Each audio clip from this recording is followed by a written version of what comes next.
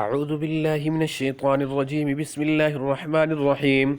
وإذ قال ربك للملائكة إني جاعل في الأرض خليفة قالوا أتجعل فيها من يفسد فيها ويسفك الدماء ونحن نسبح بحمدك ونقدس لك قال إني أعلم ما لا تعلمون وعلم آدم الأسماء كلها ثم عرضهم على الملائكة فقال أنبئوني بأسماء هؤلاء إن كنتم صادقين.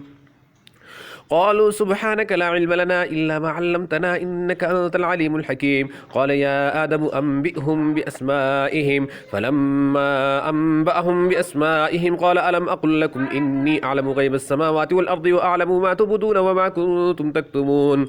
وإذ قلنا للملائكة اسجدوا لآدم فسجدوا إلا إبليس أبى واستكبر وكان من الكافرين. وقلنا يا آدم اسكن أنت وزوجك الجنة وكلا منها رغدا حيث شئتما ولا تقربا هذه الشجرة فتكونا من الظالمين.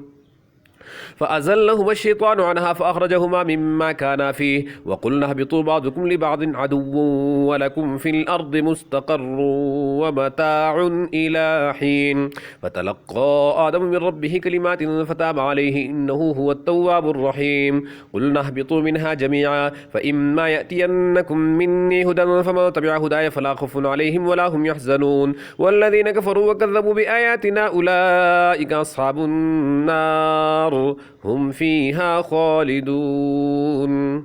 صدق الله العظيم.